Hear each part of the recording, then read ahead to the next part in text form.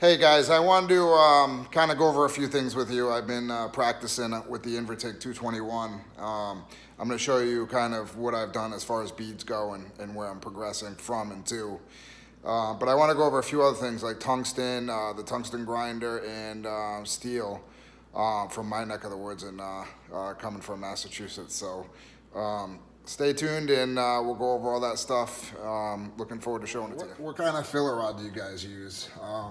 To be honest with you, I've had pretty good luck with Blue Demon. I have ER72. I got it 3 1/16, 3/32. I got 20 pounds of Lincoln here. So this is same thing. ER70 S2. That's 3/32. So I got 3 boxes of 3/32, 3 1/16, 1 1/8. Then I got 308 stainless and aluminum bronze as well. And now my rods over here, these are all Harris. So every single one of these is Harris. So I have ER70 S6 in every size, and then 40, 43, 53, 56, 309, 316. So I'm just curious what people are using for TIG rods as well.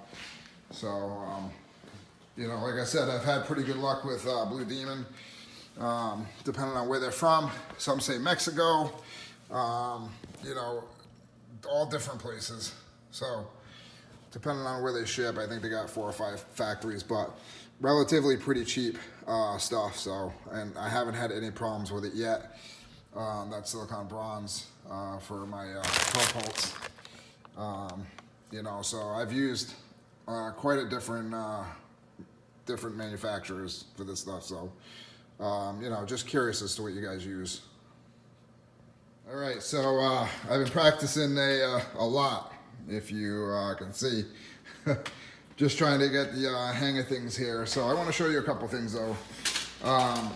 So the Invertig, I shut off the water cooler just so you guys can hear, but the Invertig has been fantastic. I love this machine. I haven't had any issues with it at all. And with my luck, that's typically not normal. So I've been using a certain program. So right now, let me show you the settings I'm using. And actually, you can save them. You can get into the function and store jobs. So I think it stores up to 64 jobs or whatnot. So right now, I'm around 110 amps, and I'll show you the metal that I'm using. So my frequency, I was at 175, and my balance was at 80. So those were the settings. So I wasn't using pulse. I'm gonna shut this off. I just had that on because I was trying to go over a bead. Very easy to use, very easy to set. You can get into your store job and pick kind of what job you want to get. So that's the welder. So and I showed you the practice that I've been doing. So here's the actual beads that I did today that I thought kind of came out pretty good. Some of them did, some didn't. So I like these right here pretty good. They look a little different on video, I guess, I would say. They look a little better in person. Either that or I'm just terrible. So here's kind of where I'm at with TIG. Kind of where my beads progressed. I did lap joints, and then I didn't want to waste material, so I kind of stuck them together. So I did, stuck them together so I could do butt joints too as well, just so I can get the most out of the material. I try to weld on it, whatever I could. So the more practice I could get in, the better. So I also want to show you why this tungsten grinder from HTP works great too. So here's a tungsten grinder. I made a video on this, but one thing I really came to like was short tungsten. So I know you can do it on the belt grinder or any other way that you guys normally do it, but I don't know, I find it easier to cut these in half. I cut them right in half on the bandsaw. And then I cut the tip off and grind them. So right now I'm using this back cap here. So I got that, and then let me bring you over to the air-cooled one that I've been using as well. So I'm using that. So and then I got the long one on the 9 back here. So, but these are the air-cooled, and then this one's the water-cooled torch. So this is the 25-foot all flex necks. So I don't know, I find a real benefit from using a shorter back cap. I feel like it's lighter. I don't know for sure. I mean, you guys tell me. But it seems to sure hell to me that it seems a hell of a lot lighter. So I'm gonna get these down shorter eventually. You know, but I find it easy to ground up a bunch, especially starting out being new to TIG. Because if you dip it, you can just change it instead of losing your weld time. And then, you know, when I was done at the end of the day, I just resharpened them all. But it's tough to sharpen all those at once on the belt grinder. And then the last thing I want to show you guys was steel prices here, all right?